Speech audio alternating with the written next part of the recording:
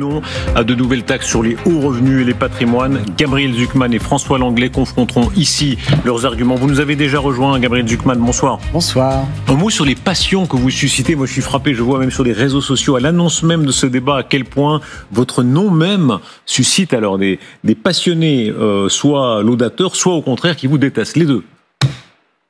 Bon, écoutez, moi, je suis chercheur, professeur, j'aime comprendre, j'aime expliquer. Donc, attendez, vous êtes devenu acteur politique. Utiliser cette occasion pour expliquer le problème aujourd'hui d'injustice fiscale et les propositions, les solutions qu'on peut y apporter. Vous êtes chercheur et vous êtes militant, je crois que vous ne vous en cachez pas. Vous avez soutenu, vous avez conseillé par exemple aux États-Unis Sanders, qui est très marqué à gauche, et vous êtes un combattant de gauche, on peut dire ça? Moi, j'ai jamais été encarté dans aucun parti, quel qu'il soit. J'ai effectivement travaillé avec Bernie Sanders, avec Elizabeth Warren, avec Joe Biden, sur leurs propositions fiscales. Mais je parle à toutes les personnes qui veulent comprendre, qui veulent nourrir leur réflexion des travaux de la recherche pour apporter en toute sincérité, en toute bonne foi, des solutions. Un peu d'histoire pour comprendre comment vous situez dans quelques instants et que vous confronterez vos arguments avec François Langlais. On a des points de référence historiques. On a 1936 le Front populaire avec Léon Blum qui amène un certain nombre d'impôts et de réformes de gauche. On a 1981 avec les nationalisations, François Mitterrand. Que serait à l'idéal pour vous s'il y avait un changement majeur, le changement majeur, disons, de gauche aujourd'hui? C'est de créer cet impôt plancher sur les ultra-riches qui, aujourd'hui, payent 2 fois moins d'impôts en proportion de leurs revenus que le français moyen. Ceci dans un contexte de crise grave des finances publiques. Le changement dont on a besoin, c'est de s'assurer que les gens qui sont à la fois les plus fortunés et les moins imposés contribuent au même titre, au même niveau, parce que c'est ça l'impôt plancher de 2% que les autres catégories sociales. On est loin de la révolution fiscale. Il s'agit simplement de mettre en conformité nos lois fiscales avec notre principe constitutionnel fondamental d'égalité devant l'impôt. Alors on ouvrira ce débat dans un instant, mais pour qu'on pose ensemble les enjeux, on comprend bien là. Beaucoup vous accusent de faire une confusion entre ce qui est, pour être très précis, du cash, de l'argent cash dont les riches pourraient disposer, et ce qui est des actions, ce qui est une entreprise réelle. L'exemple de LVMH a été si souvent cité. LVMH, la fortune de LVMH, c'est de l'économie réelle. C'est pas comme l'oncle Picsou, une piscine avec des lingots d'or. C'est des emplois, des boutiques, des stocks, etc., etc. Donc, si on se met à taxer ça d'une façon ou d'une autre, ils peuvent vendre leurs actions ailleurs. Peu à peu, l'entreprise s'appauvrira. Il y aura moins d'emplois, moins d'embauches, moins d'investissements. On peut répondre à ça. Non, mais là, il y a une mécompréhension. Il ne s'agit pas de créer un impôt sur les entreprises. Il s'agit de s'assurer que les personnes physiques, les ultra-riches, les personnes qui ont plus de 100 millions d'euros de patrimoine, payent un minimum d'impôts personnels sur leur fortune personnelle. On ne taxe pas les capitaux de LVMH. Soyons très clairs. Mais c'est l'entreprise au total que vous avez taxé. C'est la fortune des personnes. Ouais. C'est important que tout le monde comprenne. Et la fortune des ultra-riches, elle est principalement constituée d'actions dans des entreprises. Et ces actions, c'est la réalité de l'entreprise. C'est ça que vos détracteurs disent. Ils disent en réalité, vous allez appauvrir des grandes sociétés qui fournissent de la richesse à la France. Non, vous faites erreur. Parce qu'il ne s'agit pas de taxer les machines, l'outil de travail, rien de tout cela. Il s'agit de dire les personnes qui ont énormément d'actions, donc sont extrêmement fortunées, vont devoir payer un minimum d'impôts. Mais ça ne change strictement rien à l'investissement de l'entreprise elle-même. Ça ne vient pas gréver ses capacités d'investissement. C'est parfaitement neutre. Comment vous pouvez prévenir la réaction? Ces entreprises sont habituées à faire du profit, tant mieux. Oui. C'est un profit qui rapporte. Je rappelle les chiffres, par exemple, vous citiez l'exemple de LVMH qui, en 2024, 6 milliards d'euros d'impôts, dont la moitié en France. C'est beaucoup d'argent qui arrive. D'abord, est-ce que vous en félicitez? Oui, elles font des bénéfices et je le prends bien sûr en compte dans mes calculs. Comme je l'explique dans le livre, les milliardaires ne payent pas d'impôt sur le revenu et nous allons y mettre fin. Que j'encourage tout le monde à lire, ne serait-ce que pour comprendre ces questions qui sont importantes, qui méritent d'être débattues démocratiquement et se faire leur propre avis.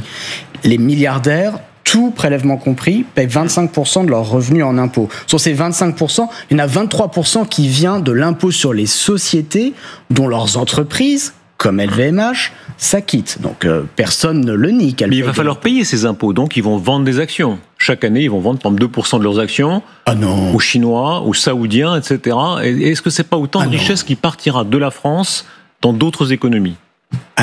Non, il y a une mécompréhension à nouveau. Le rendement moyen de la fortune des personnes qui ont plus de 100 millions d'euros, c'est 6%. D'accord ? Donc c'est largement suffisant pour payer un impôt de 2%.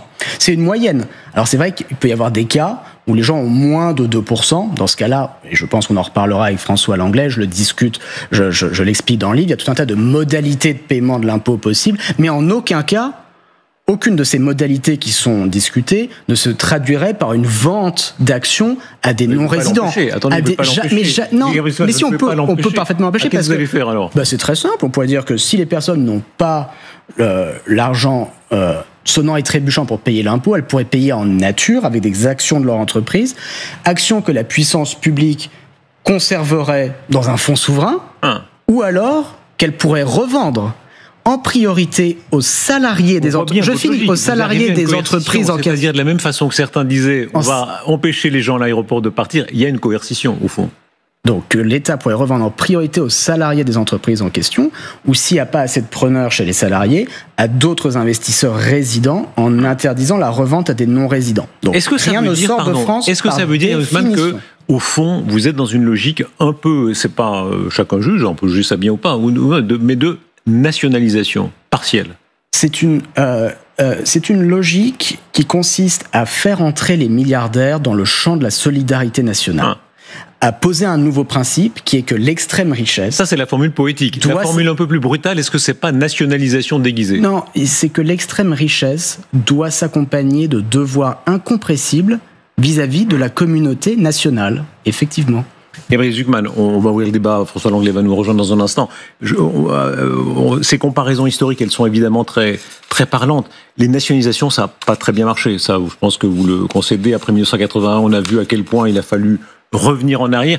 Aujourd'hui, avec un peu de provocation, ces milliards, mettons qu'on les transfère à l'État, quand on voit le désastre de la gestion de l'argent par l'État, les comptes sont dans un état désastreux.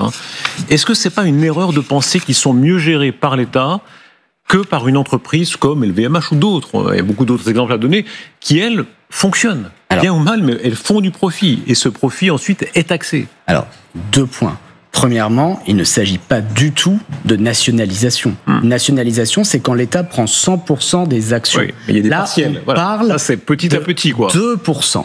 D'accord ? Dans un contexte où les fortunes en question ont augmenté de 10% par an en moyenne depuis 30 ans et génèrent un rendement sonnant et trébuchant de 6% l'an. Donc on est très, très, très loin d'une nationalisation.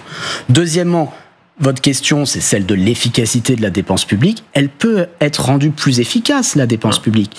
Mais ça va être très difficile de demander des efforts à qui que ce soit tant que les milliardaires paieront 2 fois moins d'impôts en proportion de leurs revenus que les autres catégories sociales. Donc si on veut débloquer la situation budgétaire, il faut commencer par résoudre cette anomalie. Quand on regarde la réalité de l'État en France, évidemment, il y a des domaines où il faut, comme vous dites, la solidarité, l'hôpital, l'éducation. Il y a quelques domaines où la solidarité doit agir. Mais pour le reste, est-ce qu'il faut reconnaître qu'au total, l'entreprise privée fonctionne mieux que l'État ? Quand on voit la réalité, encore une fois, 3 400 milliards de dettes, ça c'est la réalité de la gestion de l'État. Une entreprise qui ferait ça, une famille qui ferait ça, elle n'est plus là. C'est déjà la faillite.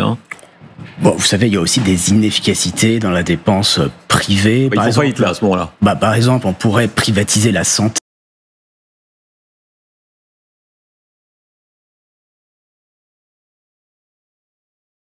En dépenses de santé avec des performances qui sont catastrophiques. Donc il y a quand même tout un tas de domaines dans l'économie, comme la santé, comme l'éducation, comme les infrastructures publiques, où c'est quand même la dépense publique qui est nettement plus efficace, en plus d'être plus juste, que la dépense privée. Mais il y a bien sûr tout un débat légitime à avoir sur le champ exact de la dépense publique et de la dépense privée. On va ouvrir le débat. Merci beaucoup de cette première présentation. Je vous en prie, François, rejoignez-nous.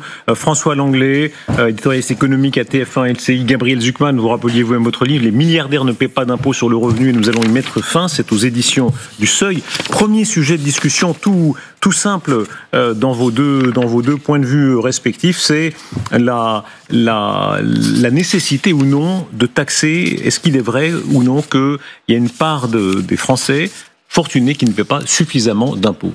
François Langlais, vous commencez. Bonsoir Gabriel Zucman, bonsoir Darius. Alors c'est effectivement, je pense qu'il faut commencer par ça, c'est la base morale au fond de votre initiative fiscale. Morale au sens noble, hein. La fiscalité, après tout, elle est dans le sens elle est dans le champ de la morale. Mais vous dites, vous entendez à l'instant dire, les milliardaires payent 2 fois moins d'impôts que les Français moyens. C'est vrai quand on s'intéresse seulement au taux d'imposition. Mais vous savez comme moi qu'en réalité, pour évaluer le coût d'un modèle social, il faut prendre en compte 2 choses. Ce qu'on paye et ce qu'on reçoit. Si on fait ce travail, on a une photographie complètement différente. Parce qu'on a, c'est l'INSEE qui le dit, à peu près 60% des Français qui reçoivent plus que ce qu'ils ne donnent, à la fois sous la forme de services publics, les biens en nature, et d'allocations quelles qu'en soient les modalités. Donc on a, quand on intègre ce que verse l'État, et c'est bien nécessaire et légitime aux citoyens, une photographie complètement différente de celle que vous décrivez, c'est-à-dire de milliardaires à l'extrémité du spectre qui finalement contribueraient très peu et surtout pas à la hauteur de leur fortune. Et c'est pour poursuivre un petit peu sur ce thème-là une seconde, c'est un petit peu ce qu'on entend à la fois dans ce que vous dites et puis dans ce que disent les promoteurs de votre taxe. Au fond, cette richesse, ça serait une forme de prédation. Ça serait pris aux Français de façon injuste. En réalité, de quoi s'agit-il ? Il s'agit d'une richesse boursière, la plupart du temps, dont on sait très bien qu'elle est déformée par l'extraordinaire bulle financière. Ça arrive 2 fois par siècle, vous savez ça comme moi, ça a été décrit par d'éminents économistes que vous connaissez. Et puis elle vient du fait que ces entreprises, elles ont conquis des marchés à l'étranger. 80% du chiffre d'affaires du CAC 40 est fait à l'étranger. C'est-à-dire que on peut même retourner votre raisonnement. Au fond, ces fortunes sont nées d'une extraordinaire baisse des inégalités dans le monde. Le fait que les Chinois consomment les produits français et fassent travailler des Français. Donc, il n'y a pas de raison de s'en plaindre, mais plutôt, me semble-t-il, une raison de s'en réjouir. Alors, sur le premier point, qui est le caractère redistributif de l'intervention de la puissance publique dans l'économie, vous avez raison, je l'explique. Dans le livre, les milliardaires ne paient pas d'impôts sur le revenu et nous allons y mettre fin. Si on regarde l'ensemble de l'intervention de la puissance publique, c'est-à-dire les transferts, les dépenses publiques, plus les taxes, bien sûr, et il faut s'en réjouir, cette intervention, elle est très redistributive. Nous sommes d'accord. Ça ne change rien du tout au problème que les milliardaires paient très peu d'impôts sur le revenu et qu'en conséquence, tout prélèvement obligatoire compris, ils ont des taux de prélèvement obligatoire qui sont nettement plus faibles que les classes au-dessus. Non, laissez-moi, je vous ai pas interrompu, François Langlais. Ils ont donc des taux de prélèvement obligatoire qui sont nettement plus faibles que les classes situées en dessous d'eux, par exemple les cadres supérieurs. Même si vous soustrayez tous les transferts, toute la dépense publique dont les différentes catégories sociales bénéficient, les milliardaires sont nettement privilégiés. Donc, quelle que soit la façon dont on tourne les choses, il y a ce problème-là qu'on ne peut plus nier, qu'il y a un problème qui est apparu récemment, car la statistique publique, c'est un point aveugle de la statistique publique, ne révèle rien au sujet des impôts effectivement payés par les milliardaires. Donc il y a tout un travail de recherche qui a été fait depuis 4-5 ans pour dissiper cette opacité en partenariat avec les administrations fiscales. C'est le travail en France de mes collègues de l'Institut des politiques publiques, mais il y a beaucoup d'autres équipes aux États-Unis, au Brésil, aux Pays-Bas, dans les pays scandinaves, qui ont mené des travaux similaires et qui toutes, de façon indépendante et rigoureuse et objective, aboutissent au même constat, qui est celui que je vous ai résumé. Sur votre deuxième point, qui est l'origine... Je vous réponds sur le deuxième point. Le premier point. Alors, si vous voulez, je vous en prie. En fait, si on vous suit, la véritable inégalité, c'est entre les petits riches et les gros riches. C'est-à-dire entre les cadres supérieurs très bien rémunérés, qui effectivement, non seulement sont contributeurs nets, une fois qu'on a pris en compte les interventions de l'État, mais payent des impôts plus importants. Mais c'est pas une inégalité par rapport à l'ensemble de la population. Mais le véritable problème, François Langlais, c'est que il y a un problème avec les milliardaires, les ultra-riches. Les milliardaires et plus généralement les personnes qui ont plus de 100 millions d'euros de patrimoine. C'est à partir de là, de ce niveau de fortune extrêmement élevé, et on parle de très peu de gens, que l'impôt sur le revenu, qui est normalement la pierre angulaire de la progressivité fiscale, s'évapore. Et on parle d'une centaine de milliardaires et d'environ 1800 foyers fiscaux qui ont plus de 100 millions d'euros. C'est de ce problème dont on parle. Personne n'a jamais dit, et moi je n'ai jamais dit, que les cadres supérieurs, les 10% ou même les 1% des Français les plus riches paieraient peu d'impôts. Ils en paient beaucoup. Soyons très clairs là-dessus. Le deuxième point, vous vouliez me répondre au sujet de l'origine de ces fortunes. Oui, l'origine de leur fortune. Elle n'est pas condamnable. Elle est au contraire très utile au pays. Et je veux dire, c'est tout à fait indispensable qu'on ait des grandes entreprises qui vendent à l'étranger et fassent travailler, dans la mesure du possible, le plus possible les Français. Mais vous avez l'air de penser que derrière tout ça, il y a une posture morale. C'est pas le cas. C'est une analyse factuelle. On a des grandes fortunes qui, d'après le classement du magazine Challenge, sont passées en 1996, première année du classement des 500 fortunes Challenge, de l'équivalent de 6% du PIB en patrimoine à 42% du PIB sur une période de presque 30 ans. C'est pas juste, conjoncturel, c'est pas une petite bulle sur une année ou quelques années. C'est 30 ans pendant lesquels le poids des très grandes fortunes a explosé par rapport à l'évolution générale de l'économie, du PIB ou même du patrimoine moyen.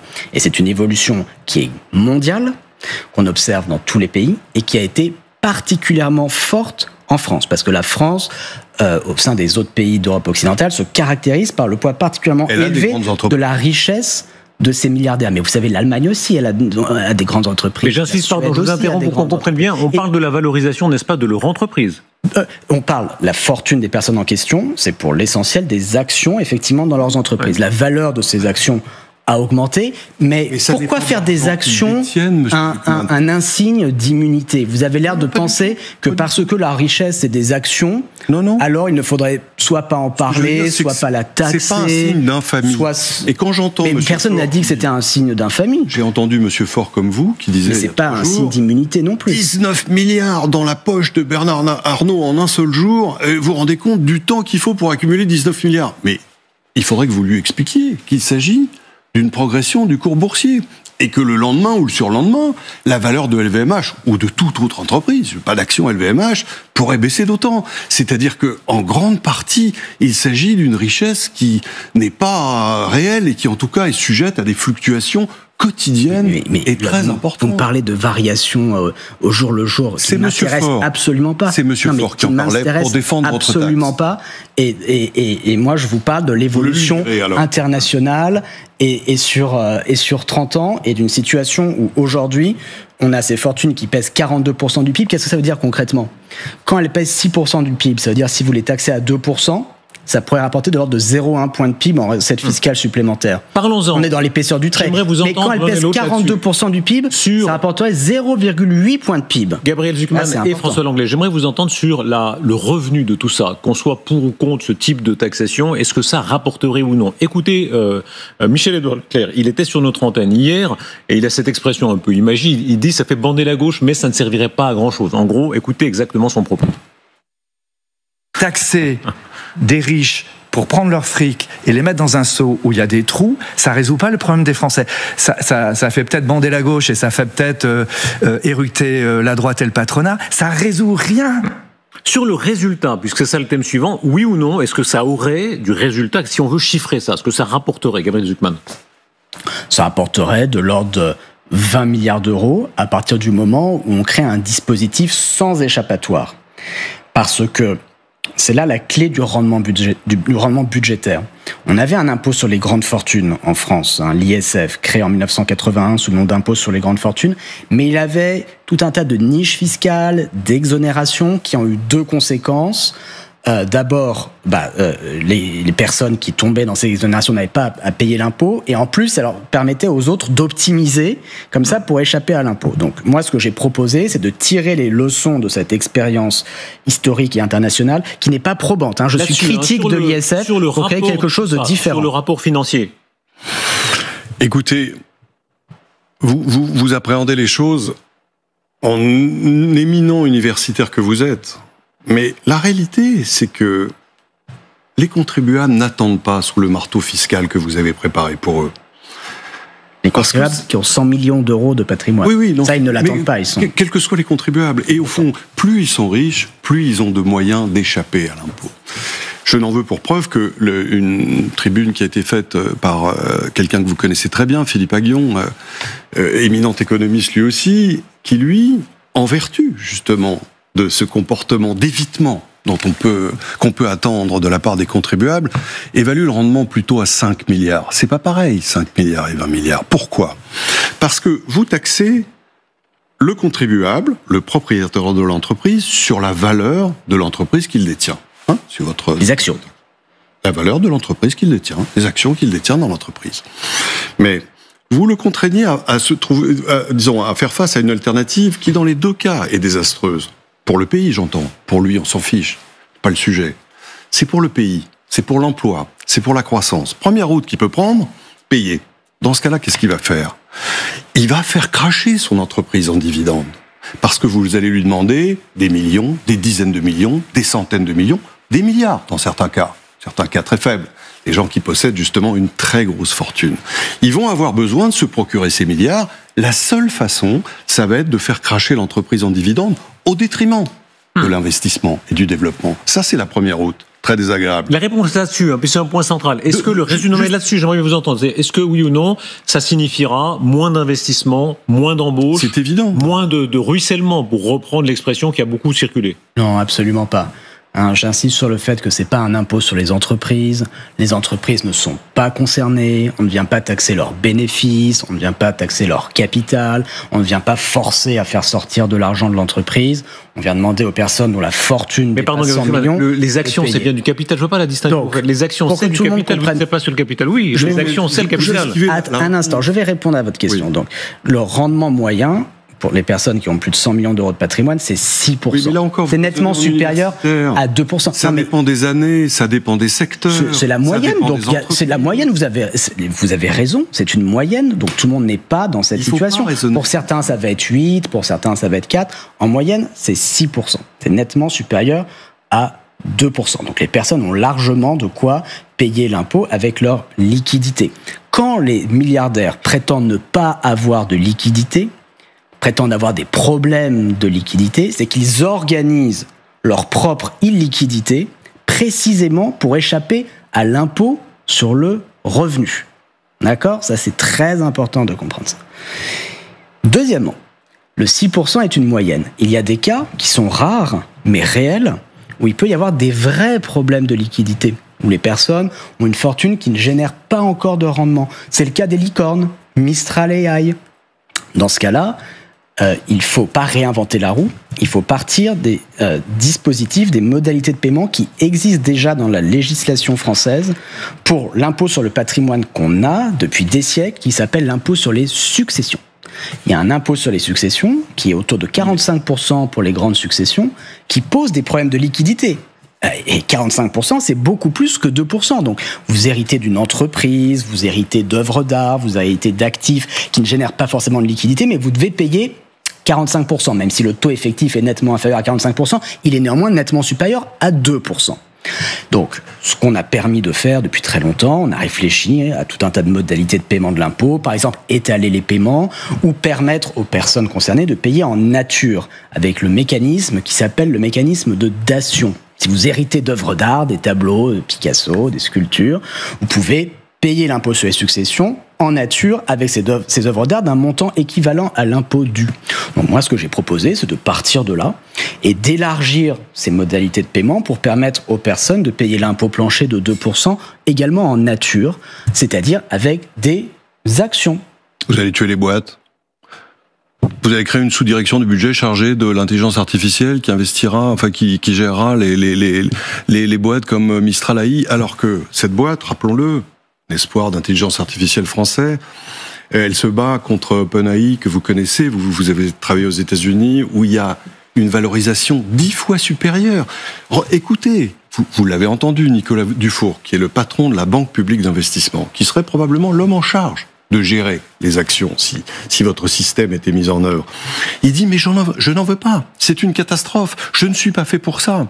Et de fait, si l'État pouvait innover, inventer des systèmes d'intelligence artificielle, créer l'Internet ou que sais-je, on l'aurait vu. Mais à chaque fois que l'État intervient, ça se passe mal pour l'entreprise. Je reviens un instant. Attendez, non, je réponds sur ça parce que là, il y a quand même quelque chose qui c'est à comprendre. L'État est déjà au capital de Mistral AI. Oui. Via la Banque publique d'investissement. Oui, pour des mais donc, qu'est-ce qui changerait? Mais c'est exactement la même chose. Mais non, parce que vous aurez 2%. Non, mais que tout le monde comprenne. 2% mais non, mais c'est pas 2. Mais non, vous faites erreur. C'est pas 2% de l'entreprise. Il y a une mécompréhension, François Langlais. Je vais vous expliquer comment ça fonctionnerait. 2% de la valeur détenue par chacun. Donc vous prenez Arthur Mensch, l'actionnaire principal, qui aujourd'hui possède 10% de Mistral AI. Si jamais il optait dans le dispositif que j'ai proposé pour la possibilité de payer en nature, il transférait 0,2%, 2% de ces 10%. Donc la première année, il passerait de 10% à 9,8%, puis la deuxième année à 9,6%, puis à 9,4%, et puis ça va pas continuer très longtemps comme ça, parce que soit l'entreprise devient bénéficiaire, et dans ce cas-là, il y a du cash pour payer l'impôt plancher, soit elle ne fait pas de bénéfice, et dans ce cas-là, la personne n'est plus milliardaire. Donc ces petits transferts, ces toutes petites dilutions, mais pas du tout. C'est pas de l'argent qui est pris à l'entreprise. Rien n'est pris à l'entreprise, François Langlais. Comprenez-moi bien. Mais qu'est-ce qui est pris à l'entreprise? Vous ne pouvez pas taper les propriétaires des entreprises sans taper indirectement les entreprises. Alors, je vais vous donner un exemple. Mais attendez, laissez-moi terminer mon raisonnement, s'il vous plaît. Pourquoi? Parce que dès lors que vous demandez au propriétaire de payer 2% de la valeur des actions qu'il détient, il va avoir besoin d'argent. Il ne peut le trouver que dans les dividendes. Il va donc augmenter la distribution de dividendes au détriment de l'investissement. Ou bien, et j'en reviens à ma deuxième route que j'évoquais tout à l'heure, l'autre possibilité, et on a vu ça au moment de l'IGF, de l'ISF, il va vendre à l'étranger, c'est-à-dire à des contribuables qui ne seront pas redevables de l'impôt que vous avez préparé. Et dans les deux cas, on a une entreprise qui est affaiblie, parce que justement, elle doit distribuer davantage à ses actionnaires qu'il ne le faudrait, et qu'elle ne peut plus conquérir les marchés étrangers, ou que sais-je, ou faire des investissements dans les nouvelles technologies. Dans l'autre cas, c'est le capital étranger qui prend le contrôle d'entreprises françaises. C'est regrettable. Et dans les deux cas, c'est moins d'emplois. D'accord, mais néanmoins, tout ça est erroné. Permettez-moi de vous expliquer. Dans le dispositif que je propose, il est strictement impossible pour des investisseurs étrangers d'entrer au capital des sociétés françaises. Mais c'est pas ça. Pour la raison suivante. Si les gens vendent, ils ont le droit de vendre. Les gens sont libres, monsieur Zuckman. Je vais vous expliquer ce que je propose, et puis les personnes qui nous regardent pourront se faire un avis et en toute intelligence. Donc, dans les cas rares, mais réels, on parle de quelques dizaines de cas sur les 1800 foyers fiscaux de plus de 100 millions d'euros concernés par ce dispositif. Dans ces quelques dizaines de cas, il pourrait y avoir la possibilité de payer en nature avec des actions de l'entreprise. Vous l'avez dit. La puissance publique pourrait ensuite soit garder ces titres dans un fonds souverain. Comme ça, la collectivité, la France dans son ensemble, bénéficierait du succès des entreprises en question. Ou alors, si elle le souhaitait, elle pourrait revendre ses actions. J'ai proposé qu'elle les revende en priorité aux salariés des entreprises en question, et que s'il n'y a pas assez de preneurs chez les salariés, elle les revende à d'autres investisseurs français, en interdisant la revente à des non-résidents. Donc vous comprenez, soit les titres sont possédés par la puissance publique dans un fonds souverain, soit par les salariés des entreprises françaises, soit par des investisseurs français. Dans aucun cas, les titres ne peuvent devenir propriété d'investisseurs étrangers. C'est aujourd'hui que ces titres sont détenus par des investisseurs étrangers. Si vous regardez le capital de OpenAI, c'est des fonds d'investissement californiens, c'est depuis récemment une entreprise néerlandaise. Bon, donc c'est l'inverse. Moi, ce que je propose, c'est simplement que les milliardaires... Qu'on comprenne bien, ça veut dire que vous allez... sujet à un plancher pour que... leur succès bénéficie à la communauté nationale. Gabriel Zuckman, et je vous pose la question 2, ça veut dire que vous voulez interdire un certain nombre de faits d'investissements étrangers en France. des étrangers qui ne pourront plus acheter des actions. Non, pas du tout. Que juste que ce quelques titres, parce qu'encore une fois, on parle de cas rares, marginaux, que la puissance publique pourrait acquérir dans le contexte de ces mécanismes de paiement en nature et qu'elle choisirait de revendre. On parle de très peu d'argent, que juste on interdise de les revendre à des non-résidents. Donc qu'on nous parle pas de prise de contrôle par des puissances étrangères. La France regorge d'épargne, François Langlais. Vous connaissez les chiffres comme moi. 200 milliards par an d'épargne nette. Donc si la puissance publique met en vente des titres pour quelques dizaines de millions d'euros, bien sûr qu'il n'y aura aucun problème pour trouver des preneurs en France. Les Français n'investissent pas en actions pour des raisons... Mais les banques, les sociétés d'assurance, les SICAV, les organismes de placement en valeur mobilière ont des milliers de milliards d'euros en actions. Pour faire avancer votre discussion, c'est comment est-ce que vous empêcherez, dès lors qu'un certain nombre de taxés considèrent que l'impôt devient confiscatoire, à tort ou à raison, comment est-ce que vous empêcherez la fuite? On voit ce qui se passe en Italie, avec, je le rappelle, de fait, un certain nombre de succès remportés par Mme Meloni, avec ces grandes fortunes qui s'installent en Italie avec un forfait de 200 000, maintenant qu'ils sont ferrés d'ailleurs assez habilement, elle a monté à 300 000, ils vont monter à 300 000, qui paient, je crois, 200 000 ou 300 000 de forfait, et quasi pas d'impôt sur la succession. Oui. Comment empêcher une fuite fiscale importante qui pénaliserait la France? Ça c'est une question très importante. C'est sans doute la question la plus importante dans tous ces débats sur la taxation des grandes fortunes. Comment est-ce qu'on évite l'exil fiscal? Alors, moi je propose que l'on crée un bouclier anti-exil fiscal. C'est-à-dire qu'on vienne dire que les personnes redevables de l'impôt plancher en resteraient redevables après un éventuel exil pendant 5 ans ou pendant 10 ans, on peut discuter. Les États-Unis vont plus loin que ça, puisqu'ils disent les personnes qui ont la citoyenneté américaine doivent payer des impôts aux États-Unis jusqu'au restant de leur jour. La France, c'est l'extrême inverse, comme les autres pays. C'est si vous êtes devenu milliardaire en France et vous partez vous installer en Suisse ou à Milan, immédiatement, vous n'avez plus rien à payer en France. Je pense que ces deux modèles, l'un comme l'autre, sont trop extrêmes et qu'on peut envisager un entre-deux où l'impôt français, et en particulier cet impôt plancher, continuerait à s'appliquer pendant 5 ans ou 10 ans. François Langlais, là-dessus. Les gens sont libres, monsieur Zucman. Bien sûr. Ils sont libres de franchir les frontières, parce que souvent vous vous prévalez d'ailleurs de Roosevelt, etc., en disant, au fond, il y a une époque où les revenus étaient taxés à 93% aux États-Unis. C'était quand même la guerre, petit changement. Et 2, on vivait dans un monde où le capitaux était contrôlé. Pour vous raconter ma vie, mais j'ai été vivre en Chine dans les années 80, j'ai dû faire une demande de compte bancaire en francs convertibles. Tout ça a disparu en 90, avec la mise en place de l'Europe, donc les capitaux sont libres de circuler. Et de fait, à partir du moment où vous créez des incitations négatives, dissuasives, vous allez vider la France de ses talents. Darius citait de façon très opportune l'exemple de l'Italie. Vous connaissez le bilan de l'histoire italienne.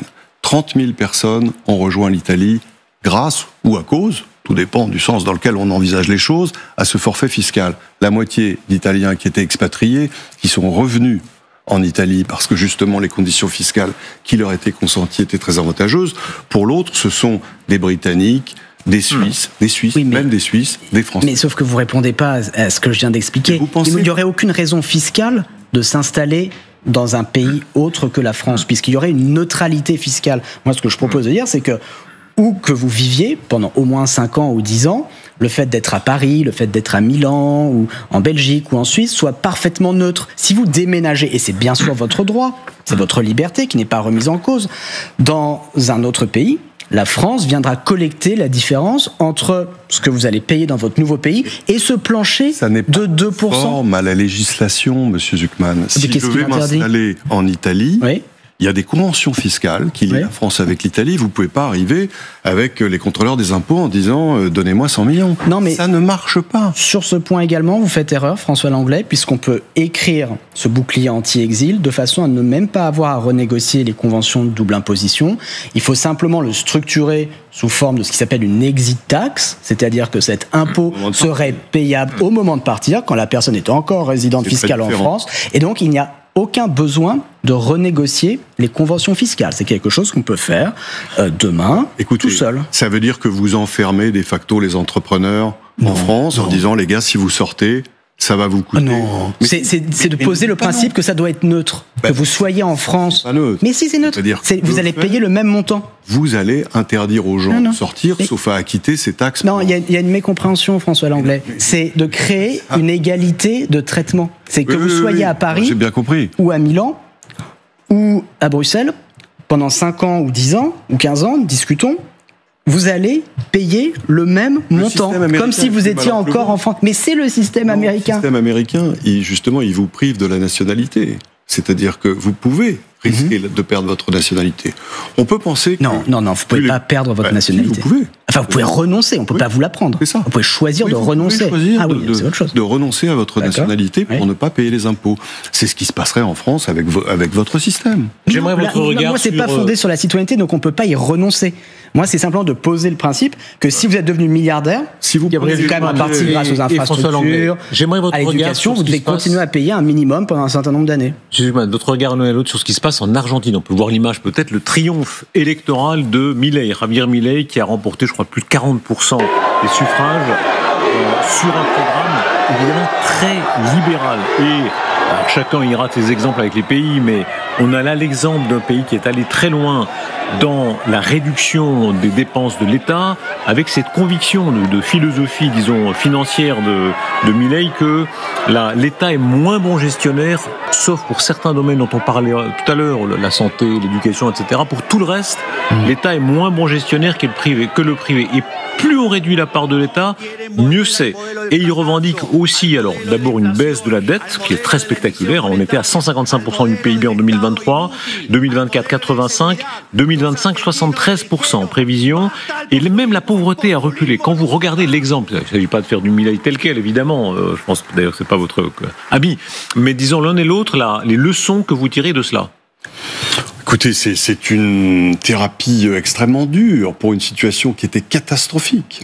Donc, je ne suis pas sûr qu'on puisse en tirer des leçons pour des pays comme le nôtre.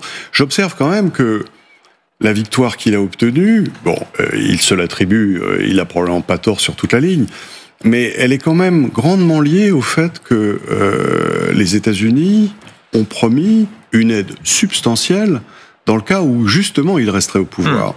Et ça me semble avoir quand même contribué à son maintien au pouvoir. Il y a la réussite objective, on aime ou pas Milei, mais la réussite objective est là, quand on voit la baisse de l'endettement public et la baisse de la pauvreté. Oui, alors là, je suis assez d'accord avec ce que dit François Langlais. La situation argentine est quand même très différente de la situation française. On n'a pas de problème d'hyperinflation. On n'est pas dans une situation aussi en France où on est à la merci de nos créanciers internationaux. Parce que si vous regardez les flux de paiement d'intérêts et de dividendes internationaux de la France reçoit en fait plus d'intérêts et de dividendes du reste du monde qu'elle ne lui en paye. Certes, une partie de notre dette publique est possédée par d'autres pays, mais c'est à peu près contrebalancé par des actifs de valeur équivalente dans le reste du monde. Donc ça n'a rien à voir avec la situation de Si on fait une comparaison internationale, dans quel pays une taxe comparable à celle que vous ambitionnez est à l'œuvre et fonctionne? Aucun. Aucun. Ah bah oui, mais c'est normal. Elle est très jeune, cette taxe. Tous ces travaux de recherche que je résume dans le livre, que j'incite vraiment tout le monde. Je l'ai écrit de façon très claire, très pédagogique, pour que tout le monde puisse s'approprier ces savoirs nouveaux qui ont été créés il y a 3 ou 4 ans. Et cette proposition, c'est la conclusion de ces savoirs. Je l'ai expliqué pour la première fois dans un rapport au G20 de 2024. Je ne veux pas diminuer vos mérites, mais l'idée de taxer fortement les super riches, c'est pas. Mais non, mais c'est pas de taxer. Inventé, ça. Mais c'est justement pas la proposition que je fais. Ah, un peu quand même, oui. Mais non, puisque c'est un impôt plancher. Alors j'aimerais que tout le monde comprenne, c'est-à-dire si vous payez déjà en impôt sur le revenu, plus IFI, l'équivalent de 2% de votre fortune, vous n'auriez rien de plus à payer. Ce que je propose, c'est simplement, si vous payez moins de 2%, vous auriez à payer la différence pour arriver à 2%. Mais Ceci Zucman, que pour les gens qui ont plus de 100 millions d'euros de patrimoine. Ça n'a jamais été fait parce que je l'ai expliqué pour la première fois l'année dernière. Mais si ça n'a jamais été fait, est-ce que ça n'est pas tout simplement parce que vous voyez le monde justement comme un universitaire et que si on implantait votre taxe dans un pays, on prendrait un risque considérable et que la plupart des gens qui sont aux manettes s'arrêtent au seuil de l'absurde, mais vous pas. Écoutez, vous savez, le débat sur la taxation des ultra-riches, il monte dans tous les pays. Je vais vous donner juste un exemple. Je vais vous donner un exemple. C'est pas un débat franco-français. Je suis d'accord avec vous. Juste un exemple. Je vais vous apprendre quelque chose. Je vais vous apprendre quelque chose. Je suis d'accord avec vous là-dessus. La Californie va tenir un référendum en novembre 2026 sur la création d'un impôt sur les milliardaires de 5%. Alors c'est un impôt juste 5% une fois, pas annuel. Ne spéculons pas sur les référendums à venir. Non, c'est pour vous dire, c'est pour vous dire comment le débat est en train de monter un peu partout, parce qu'on entend parfois, et je l'ai entendu avant le début de cette émission, l'idée que tout ça serait une passion française, une espèce de... Non. De fait, ça se ne fait nulle part ailleurs. Mais c'est quand même aussi que vous regardiez le Brésil, que vous regardiez le Royaume-Uni, la Californie maintenant, avec ce projet de référendum, il y a les mêmes problèmes partout, qui sont que les milliardaires sont nettement sous-imposés par rapport aux autres catégories sociales, que leur fortune a explosé, et donc il y a une demande extrêmement forte qui s'exprime partout dans le monde pour venir simplement les faire entrer dans le champ de la solidarité nationale. Si même on considère qu'il y a un problème, c'est-à-dire que justement, dans une période où il faut faire des économies budgétaires, de fait, ça frappe davantage les classes modestes et moyennes, donc il faut compenser ça par un surcroît d'impôt sur le haut du panier. Si même d'aventure on est d'accord sur ce constat, il faut trouver le bon instrument. Vous voyez une mouche sur la table, vous tapez, vous cassez la table. C'est quand même un problème pour les années qui viennent. Et de ce point de vue, alors vous vous inspirez des exemples, vous dites le débat monte partout, etc. Mais personne n'envisage une taxe comme la vôtre. Personne. J'ai une question très simple. Et d'ailleurs, une question très simple. Je vous en prie. Est-ce que vous êtes pour le droit des milliardaires à payer 0 impôt personnel? Mais monsieur Zuckman, oui ou non? Je ne suis pas pour ce droit-là. Ah, dans ce cas-là, vous devez défendre le principe d'un plancher. Non. Mais c'est la conclusion logique. Pas du tout. Vous allez trop vite du présupposé à ces conclusions. Il y a des tas d'étapes intermédiaires. Comment on s'assure qu'ils payent plus que 0? Regardez par exemple ce qui se passe aux États-Unis, où on s'intéresse aux revenus non distribués. Parce que c'est ça votre problème.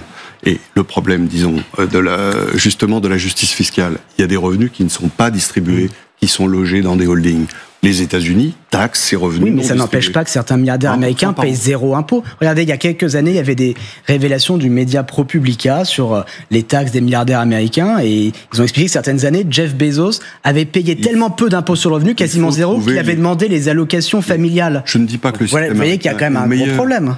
Il faut trouver les bons leviers. Oui, si vous êtes... Il faut s'en prendre à l'optimisation fiscale. Mais c'est exactement le mécanisme du taux minimum. Mais non, à l'arrivée, j'aimerais vous entendre l'un et l'autre sur le résultat de tout ça. Regardez les prélèvements obligatoires. Quand on fait la comparaison de tous les pays, dont la France, il y a un poids de l'État sur la société qui est extrêmement lourd. Regardez ça, quand on voit que la France est à 45,6%, les Allemands à 40,3%, même l'Union européenne en général, la moyenne est très en dessous. L'Espagne socialiste, gouvernée par des socialistes, n'est pas si haute.